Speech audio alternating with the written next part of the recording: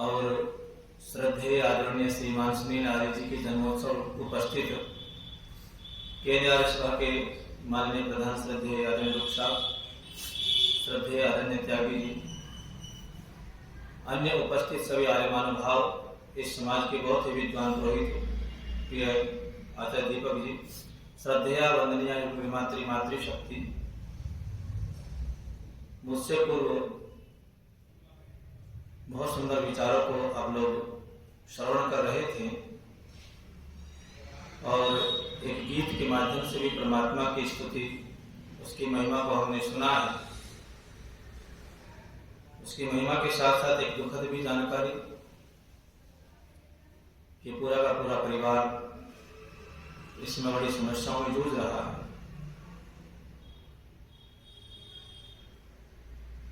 इस समय पूरा देश फाल्गुन के एक प्रकार से कहे उल्लास में बड़ा मग्न है और ये फाल्गुन का महीना वसंत ऋतु में इसका आगमन होता है। वसंत ऋतु को लेकर के देश में भी दो प्रकार की मान्यताएं, अवधारणाएं हैं। एक वर्ग ये मानता है कि फाल्गुन उल्लास, उत्साह, मस्ती, रंग और खाने पीने का पर्व है। देश की प्राधीनता के काल में सुभद्रा कुमारी चौहान एक बहुत ओज और वीर रस की कवित्री हुई है। उन्होंने इस उल्लास के काल में भरे हुए लोगों से प्रश्न पूछा कि बताओ वीरों का कैसा हो बसंत। सामान्यतः लोग बसंत को मस्ती, उल्लास, आनंद का पर्व समझते हैं, लेकिन सुभद्रा कुमारी चौहान ने सामान्य से हटकर के एक अलग रंग इस पर्व को दिया और उनके इस उल्लास और भक्ति से सरोबार होकर के आने वाली पीढ़ी ने इस पर्व को यूं कहे कि इस ऋतु को अपना ध्येय ऋतु बना लिया। कवियों ने भी बहुत सारे गीत उसको लेकर के लिखे, कहा कि मेरा रंग दे बसंती चोला। ये बसंत का महिमा और बसंत की ऋतु के आधार पर ये गीत अब चूंकि आने वाले काल में मैं सामने देख भी रहा था कि हम लोग शहीदों में वरेण्य अमर बलिदानियों के बलिदान दिवस का आयोजन 22 और 23 मार्च को करने जा रहे हैं। तो उसमें वही पूछते सुभद्रा कुमारी चौहान कि बताओ दुनिया के लोगों, इस देश का जो सैनिक है, जो देश की सीमाओं पर खड़ा है, वह देश के अंदर जो देशभक्ति से सरोबार युवा है, वृद्ध है, नारी है, इनका बसंत कैसा होना चाहिए।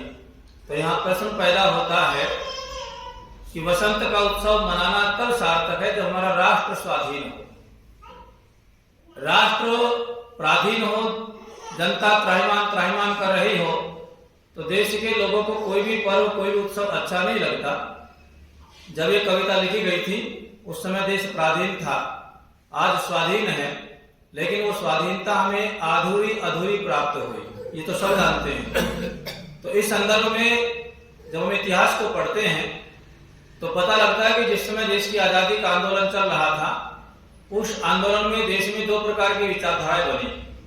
एक विचारधारा वो थी जो महर्षि दयानंद सरस्वती जी की विचारधारा थी, जिसमें ऋषिनाथ जी महाराज स्पष्ट कहते हैं कि विदेशी राजा चाहे पुत्रवत स्नेह करने वाला क्यों ना हो, पुत्र के जैसा भरण पोषण सुख सुविधाओं का स्थान दिलाने वाला क्यों ना हो, लेकिन स्वदेशी सर्वोपरि उत्तम होता है। माने महर्षि दयानंद की मान्यता थी कि अंग्रेज जितना जल्दी इस देश से चले जाए, यह देश जितना जल्दी स्वतंत्र हो जाए उतना ही अच्छा है।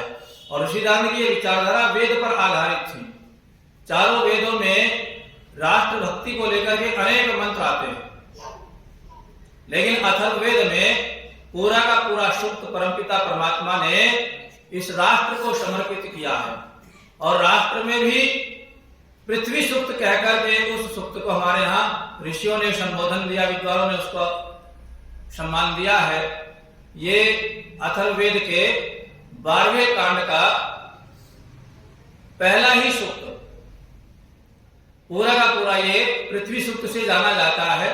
और अथर्ववेद के इस 12वें कांड के पहले सूक्त में इस राष्ट्र की सुरक्षा के लिए, इस राष्ट्र की अस्मिता के लिए, इस राष्ट्र के लिए 8 विशेषण कहा है कि वह राष्ट्र सुरक्षित तब रह सकता है, वह राष्ट्र उन्नतिशील तब हो सकता है जब उस देश के नागरिकों में ये 8 विशेषण पाए जाते हों।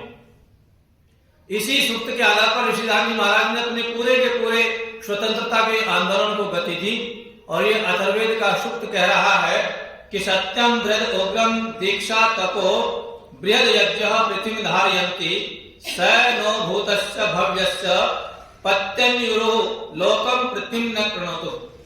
कह रहा है इसमें 8 विशेषण में सबसे पहला विशेषण ले जाता है वेद भगवान और कहते हैं कि सत्यम, राष्ट्र वह सुरक्षित है जिस राष्ट्र के लोगों की जिह्वा पर सत्य का वास होता हो, जिसके देश के लोग सत्य का आचरण करते हो, सर्वदा सत्य बोलते हो, सत्य जीवन का हिस्सा हो, मिथ्या या असत्य उनके जीवन से दूर हो जाए।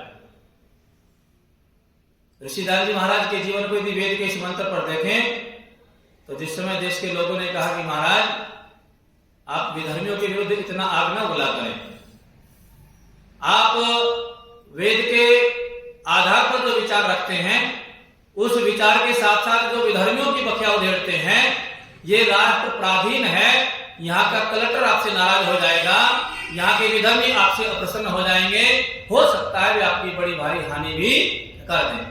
लेकिन ऋषि क्या कहते हैं कि चाहे मुझे कोई तोप के मुंह से बांध करके उड़ा दे, चाहे कोई मेरे अंगुलियों को मोमबत्ती बना करके जला दे, लेकिन दयानंद सत्य ही कहेगा। और ये उनके जीवन में पदे पदे कदम कदम पर परिलक्षित होता है।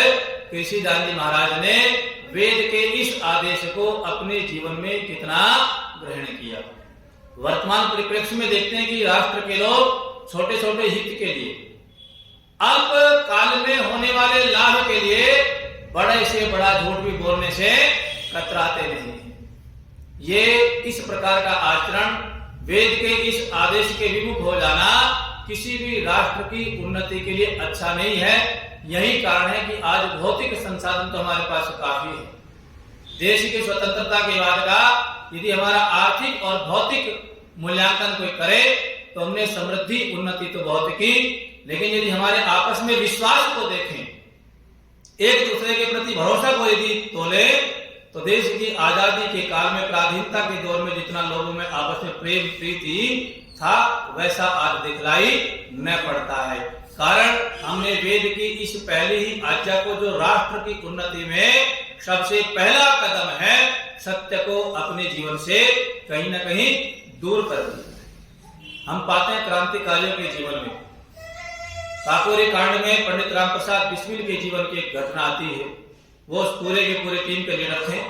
जिस समय वो धन लेकर के गठरियों में बांध करके घर की ओर गए तो चंद्रशेखर आजाद बड़े सक्रिय क्रांतिकारी उस टीम का हिस्सा होते थे। एक परिवार में वो लोग किसी प्रकार से गए, लूटने गए, कुछ धन लेने गए व डाका डालने गए। उस परिवार की एक महिला ने उनके हाथ को पकड़ लिया। चाहते तो बल का प्रयोग करके छुड़ा सकते थे, चाहते तो शस्त्र का प्रयोग करते उनकी प्राणहानि भी कर सकते थे, लेकिन उन्होंने अपने जीवन में व्रत लिया था कि हम कभी भी किसी नारी पर, किसी भी स्त्री पर हाथ न उठाएंगे।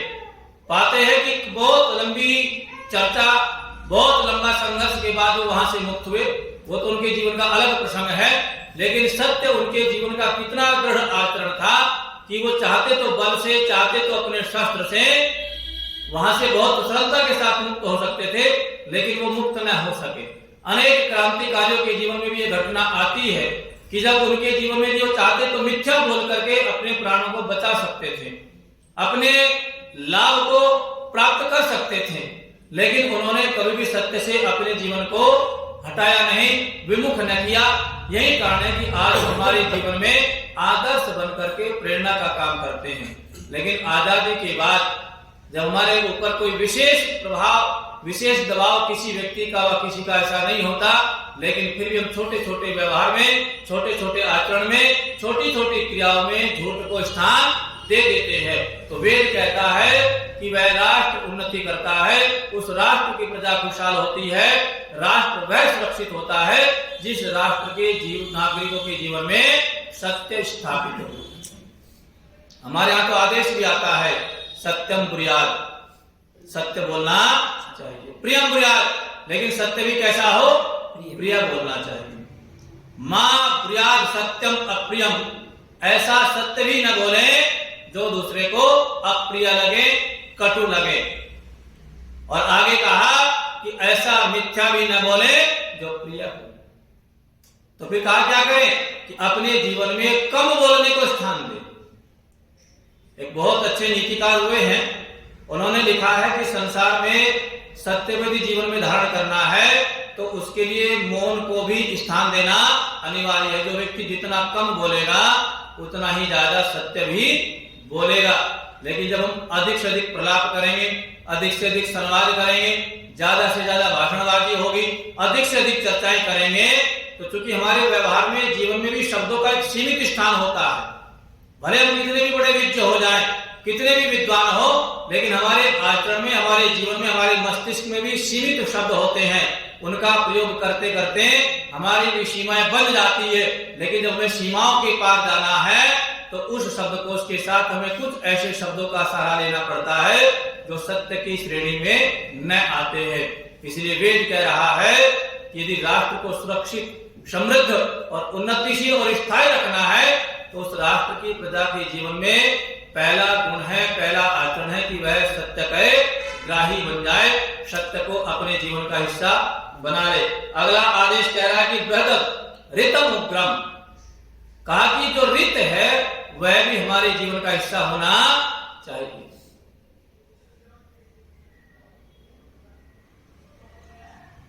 रित का अर्थ है वह ज्ञान जो कल था, आज और कल भी रहेगा। कई बार लोग सत्य और रित को एक ही मान लेते हैं। सत्य वो है जो इस समय चल रहा है। जैसे आज दिन कौन सा है? रविवार है। अब कितना बजे है? 9:10 हो चुके हैं, ये सत्य है। लेकिन आने वाली 10 मिनट बाद कोई पूछे कितना समय हो गया, तो ये सत्य परिवर्तित हो जाएगा, रहेगा तो वो भी सत्य, लेकिन वो रित न कहलाएगा। रित वो है जो कल था, आज है और कल भी रहेगा।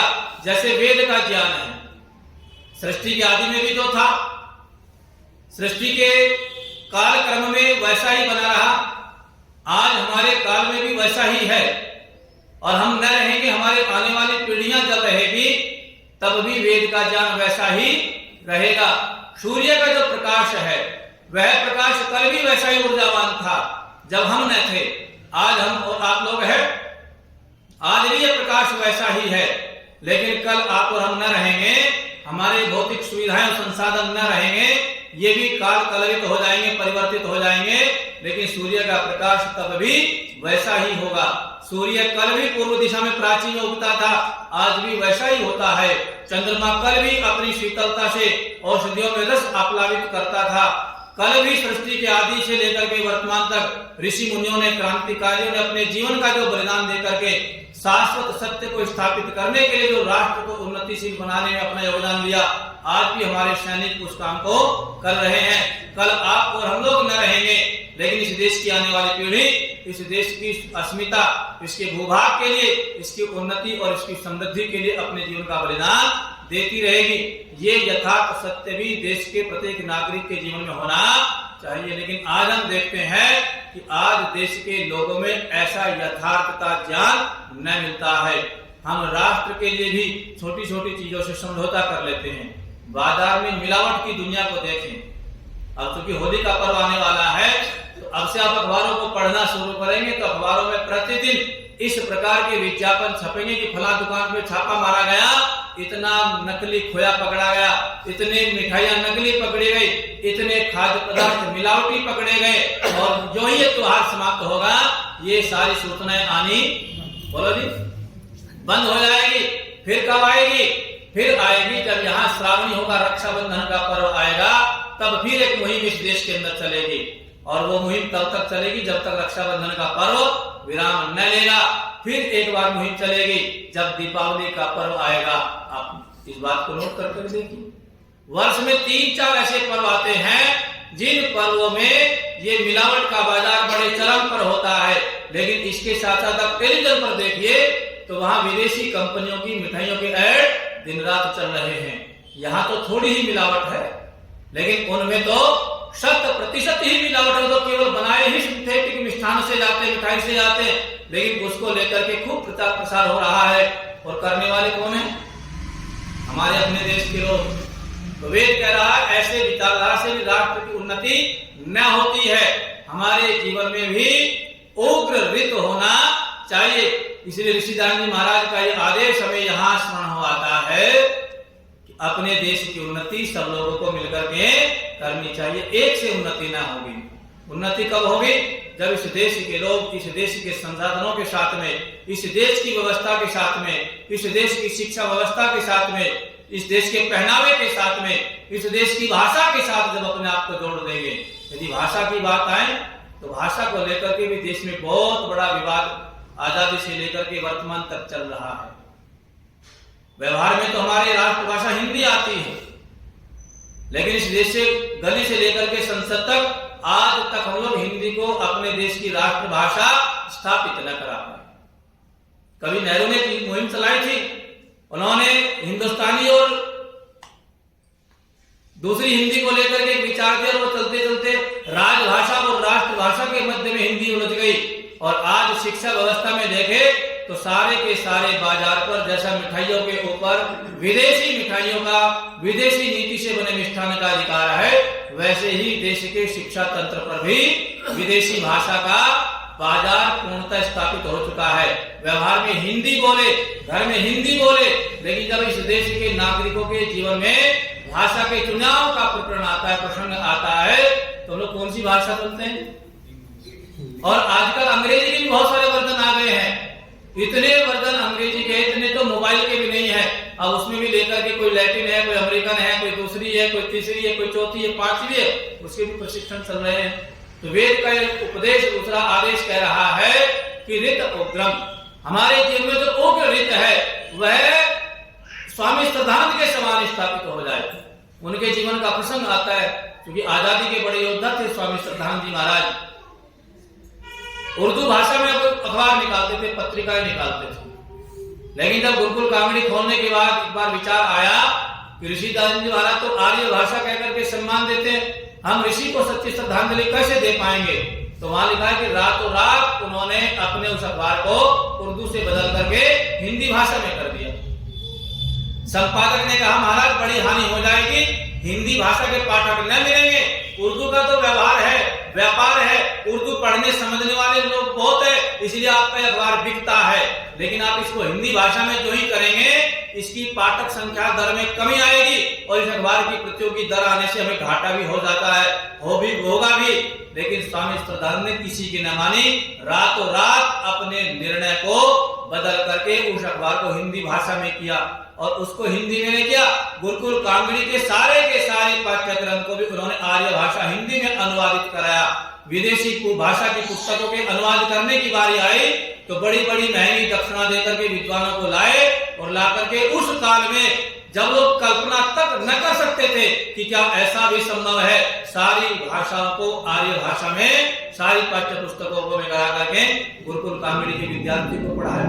आज भी वो परंपरा गुरुकुल कांगड़ी से लेकर के भारतवर्ष के गुरुकुलों में चलती है।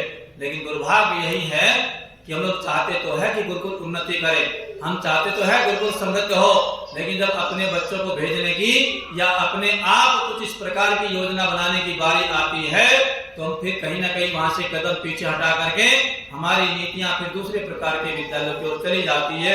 ये नीति भी इस राष्ट्र के लिए अच्छी न है। इसलिए वेद का दूसरा आदेश कह रहा है कि उग्रम ऋतम, जैसा ऋत हो जब हमें बोध हो जाए उसके प्रति तभी संकल्पित हो जाए। उनके जीवन की दूसरी भी घटना आती है। ये जिस समय वो रात को एक बार गुरुकुल कांगड़ी के उत्सव में भ्रमण कर रहे थे तो पंडित बुद्धदेव विद्यालंकार जी के माता पिता में विवाद था। एक चाह रहा था कि बेटा गुरुकुल में पढ़े, एक चाह रहा था बेटा गुरुकुल में न पढ़े।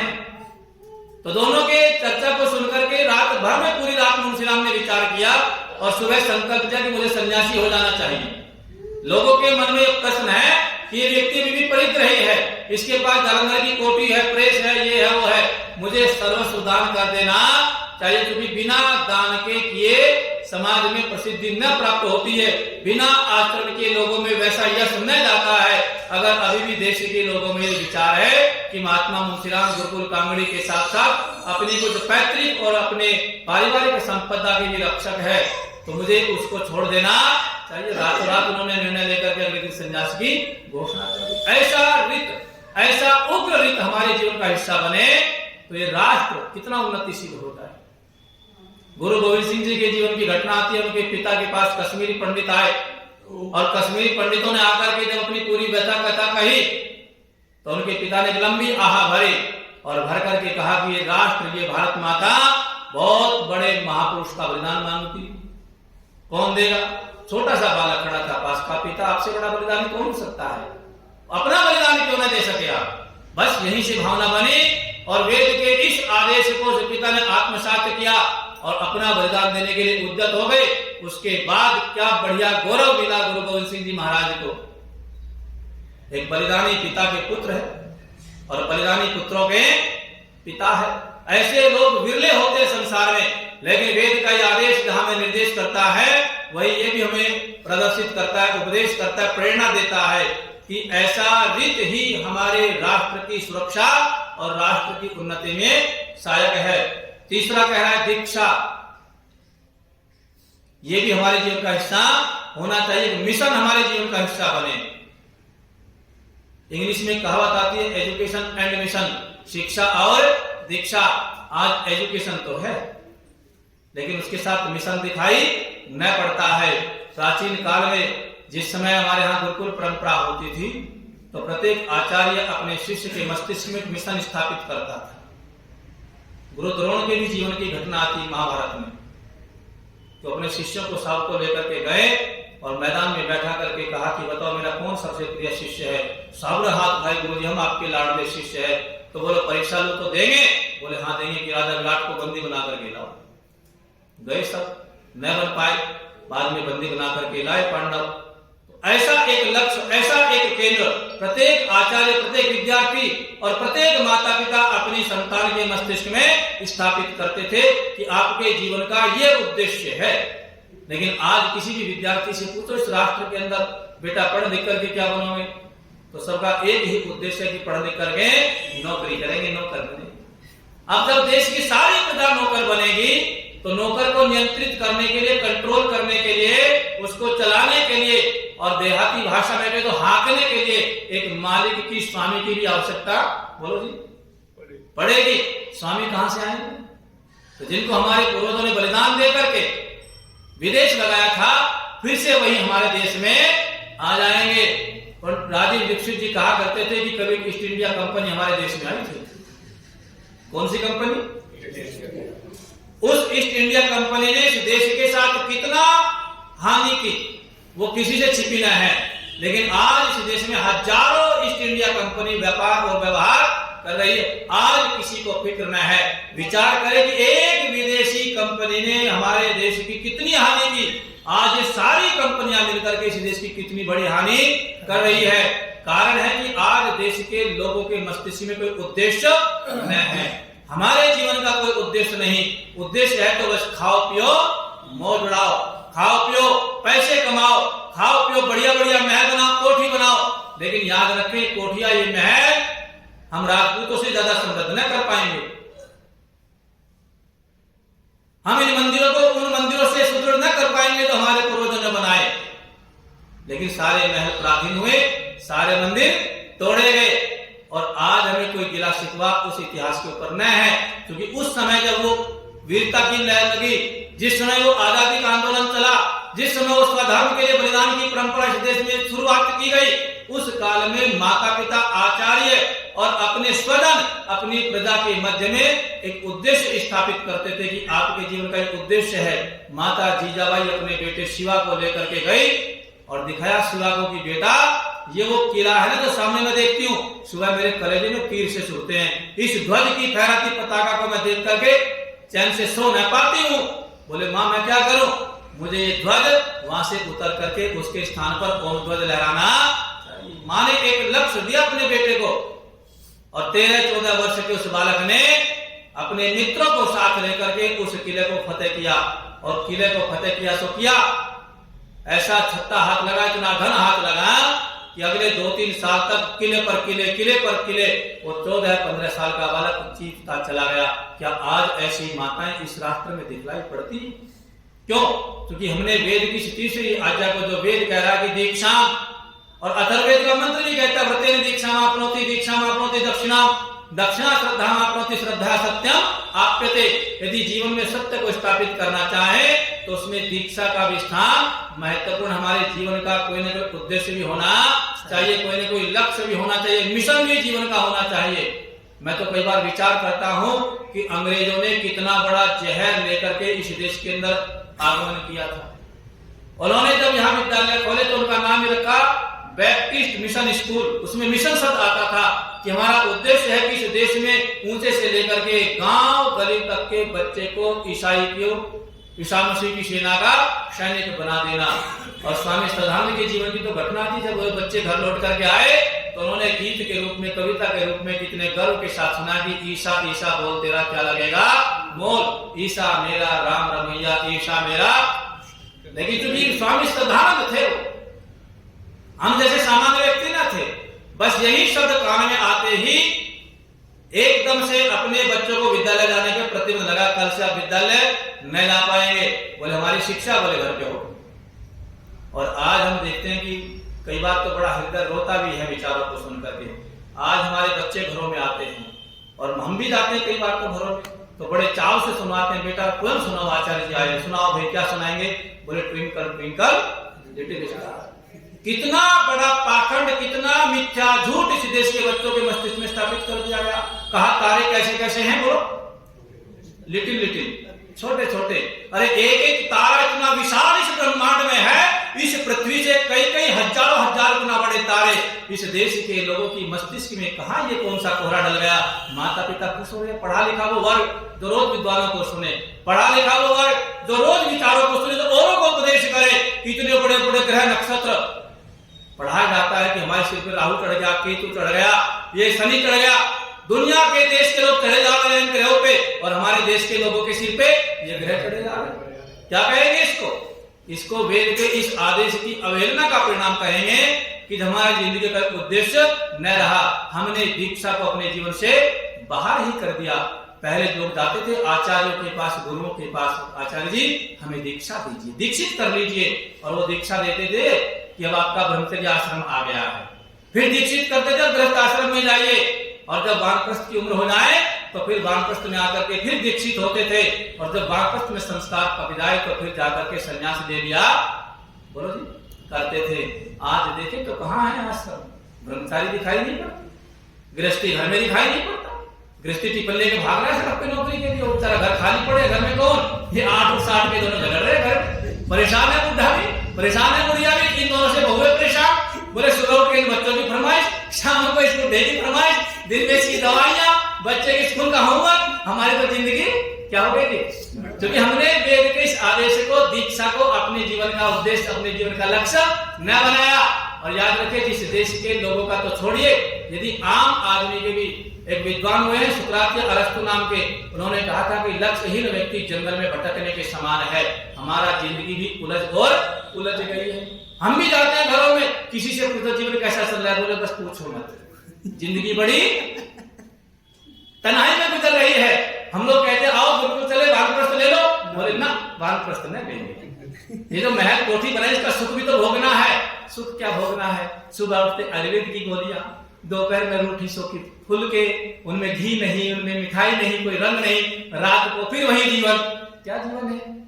क्योंकि हमने अपने जीवन में समय रहते वेद के इस आदेश का पालन न किया, और इस पालन का फल हमें जो भुगतना पड़ा सो बड़ा, इस राष्ट्र को भी भुगतना पड़ रहा है। देश की सीमाओं पर जो सैनिक खड़े हैं वो तो अपना काम कर रहे हैं, उनके तो जीवन का लक्ष्य है, उनके जीवन का तो अपना एक उद्देश्य है। लेकिन आंतरिक प्रजा का उद्देश्य क्या है? कभी यहाँ मुंबई में बम फटते हैं, कभी मथुरा में बम फटते हैं, कभी मेरठ में दंगे होते हैं। इसका मूल यही है कि हमने अपने जीवन से किसको निकाल के बाहर कर दिया? दीक्षा को बाहर कर दिया। हमारे जीवन में दीक्षा अब न रही, क्योंकि दीक्षा लेने के लिए व्रत को धारण करना पड़ता है, हम व्रती भी नहीं रहे। और चौथा आदेश वेद कह रहा है ब्रह्म यज्ञः, हम परमात्मा के प्रति समर्पित भी हो जाए, हम ईश्वर भक्त भी बने। और जब व्यक्ति ईश्वर भक्त बनता है तो वह पाप करने से भी डर जाता है। आज हमारा आत्मा मर गया, हम छोटे से स्वार्थ के लिए बड़े से भी बड़ा पाप करने से न डरते हैं, चाहे उससे किसी के प्राणों की हानि भी हो जाए। गांव की भाषा में हमारे यहाँ कहा जाता है कि चढ़ जा बेटा सूढ़ी पर, भला करें और फिर सीढ़ी लेके भाग जाओ। ये तो जीवन का उद्देश्य हो गया। कारण हमने परमात्मा की भक्ति को अपने जीवन में स्थान न दिया। ऋषि जानवी महाराज से पूछा कि महाराज बताओ, परमात्मा की भक्ति करे तो लाभ क्या मिले और न करे तो हानि क्या मिले? तो वो कहते कि देखो, जो परमात्मा की भक्ति करता है उसकी आत्मा का बल इतना बढ़ जाता है कि वह पर्वत के समान विपत्ति आने पर भी विचलित न होता है। और इसी से बड़ा उदाहरण क्या होगा? काशी के आसपास के जितने विद्वान पूरे देश के थे, सारी भीड़ काशी में इकट्ठा है। ऋषिदान को बता दिया गया कि यहाँ प्राण हानि भी हो सकती है, लेकिन ऋषिदान काशी में जाकर के दहाड़ने से न रुके। सारे षड्यंत्र किए गए। वो सारी कथा उस प्रसंग में दाना नहीं चाहता, लेकिन ऋषिदान जी महाराज को जब वहां से एक प्रकार से योजनाबद्ध तरीके से पराजित करके स्वामी लौट करके आए और एक भक्त उनके पास आकर के देखता कि स्वामी जी महाराज का तो जीवन वैसा ही जैसे कल था। तो उसने पूछा कि स्वामी जी, कोई विचलन, कोई स्थिति? कुछ भी नहीं है, कोई परिवर्तन उनके चेहरे पर न है। आज तो भाई भाई में थोड़ा सा झगड़ा हो जाए तो महीनों तक बोलचाल बंद हो जाती है। हम लोग इतना ज्यादा तनाव, अवसाद और डिप्रेशन में चले जाते हैं। कई बार तो लोग प्राण हानि तक भी कर लेते हैं। अभी 4-5 दिन पहले घट रहा है, मेरे यहाँ गुरुकुल में फोन आया कि हमारे यहाँ गायत्री होनी है, शांति यज्ञ होना है। प्रसंग क्या है भाई? बोले हमारे भाई ने आत्महत्या कर ली। क्यों कर ली भाई ने आत्महत्या? कि पति पत्नी में कोई झगड़ा हुआ और पति पत्नी के झगड़े में मेरी माँ ने पत्नी का पक्ष लेते, बहू का पक्ष लेते हुए उसको फटकार लगा दी कि तू दुष्ट, ये दूसरे घर की बेटी, इसको शांति से रोटी भी न खाने देगा। बस ये तू मैं हुई। माँ ने उसको एक चपत लगा दी और बस वो खेत में गया और वहां पेड़ पर फंदा डाल करके अपने जीवन को समाप्त कर दिया। ये कहाँ जा रहे हैं हम लोग? ये मूल में वही मूल है कि हमने परमात्मा की भक्ति को अपने जीवन में आश्रय न दिया। यदि लोग परमात्मा की भक्ति करते होते तो परमात्मा तो कह रहा है ये आत्मदा बलगा, वह जो हमारी आत्मा, शरीर, मन और समाज के बल का देने हारा है। ये बल आएगा कहां से? ये बल परमात्मा की भक्ति से ही आता है। इस मोबाइल की एक सीमा है, चार्ज की जब ये बैटरी डाउन होती है इसको लोग चार्ज करते हैं, लेकिन अपने जीवन रूपी बैटरी को चार्ज करने के लिए हमारे पास कोई सोर्सेज है न है, क्योंकि हमने ईश्वर भक्ति को स्थान न दिया। तो वेद का आदेश कहता है कि जिस देश की प्रजा, जिस राष्ट्र की प्रजा ईश्वर भक्त न होती है वह राष्ट्र भी खुशहाल न होता है। इसलिए यदि राष्ट्र की खुशहाली चाहे तो ईश्वर की भक्ति भी करनी चाहिए। अग्रिम आदेश वेद कह रहा है कि पृथ्वी धारयन्ति, ऐसे तपस्वी लोग ही पृथ्वी को धारण करते हैं। इस पृथ्वी के सारे संसाधनों का हम लोग उपभोग करते हैं। आगे वेद कह रहा है कि शयनो भूतश्च भव्यश्च पत्नी युरुः, इसमें पत्नी पद भी आया है। पत्नी किसे कहते हैं? जो पालन करने वाली। वैसे तो हमारे विद्वान लोग कहा करते हैं कि जो पतन से बचा दे उसका नाम पत्नी, और जब पतन से बच जाता है तो वह उन्नति को प्राप्त भी हो जाता है। तो यहाँ वेद के इस शब्द का अर्थ आता है जो पालन करने वाली है। किसका पालन करने वाली है? मेरे पूरे परिवार का पालन करने वाली है। उन लोगों के जीवन से पूछो जिनके जीवन में पत्नी थी और आज ना है। जब तक पत्नी रहती है तब तक व्यक्ति अपने जीवन में कितनी भी लंबी दौड़ लगा करके आओ, कितना भी पुरुषार्थ परिश्रम करके आओ, उसे ये पता है कि तेरे घर में तेरी संतान का रक्षण करने वाली, तेरे माता पिता का भरण पोषण करने वाली और तेरे परिवार को सुरक्षित रखने वाली घर में कोई ना कोई नारी है। लेकिन जब पत्नी न रहती है तब घर खाने को दौड़ता है, व्यक्ति का मन भी घर में न लगता है। इसलिए परंपरा हमारे हाथी की समय रहते व्यक्ति क्या कर ले, वानप्रस्थ ले, ताकि बाद में जाकर के ये कष्ट, क्योंकि संसार का सिद्धांत है जो आता है वो जाता भी अवश्य है। हमारे यहाँ तो गांव में बहुत सरल सरल शब्दों का प्रयोग होता है। इस राष्ट्र में मृत्यु को समझाने का भी कितना बढ़िया सूत्र है। आत्मा परमात्मा को समझाने के कितनी सुंदर सुंदर कहावतें हैं। जब किसी का यहाँ देहांत हो जाता है, आप हम लोग जब किसी के यहाँ बैठने जाते हैं तो पूछते क्या हो गया, तो कहते इनके पिताजी थे वो चल बसे। ये चल बसे शब्द में ही पूरी की पूरी जन्म और मृत्यु की थ्योरी को स्थापित कर दिया। वह आत्मा जो संसार में, इस परिवार में, इस शरीर के अंदर था, वह यहाँ से चला और चल करके अगले जन्म के लिए परमात्मा की न्याय व्यवस्था से यहां से जाकर के वहां बस ये चिंतन ये व्यवस्थाएं कब आती थी? जब हम बैठ करके वेद के मंत्रों का, वेद की ऋचाओं का स्वाध्याय करते थे। लेकिन आज वेद की ये परंपरा इस आर्य समाज के भवन में 10-20 लोगों तक सिमट करके रह गई। आज तो देश के लोग हाथ जोड़कर मंदिर में लंबी लंबी लाइन लगा के जा रहे हैं, हे परमात्मा मैं मूर्ख खल कामी। कितना बढ़िया बढ़िया प्रार्थना हो रही है परमात्मा के लिए। हाथ जोड़ करके पूरा परिवार, महिलाएं, पुरुष, पति, पढ़ा लिखा, इंजीनियर, डॉक्टर, प्रोफेसर, मंत्री, नेता, अभिनेता हाथ जोड़े खड़े मूर्ति के सामने और झूम झूम के गा रहे हैं मैं मूर्ख हूं। कैसे दुकान बनाएंगे इस देश के लोगों को? और मूर्ख तो अच्छी बात है, अल्पज तो होना अच्छी बात है, लेकिन अगला पद तो और बढ़िया कह दिया मैं खल हूं, दुष्ट हूं, कितना समझाऊं, समझाने से न मानूंगा।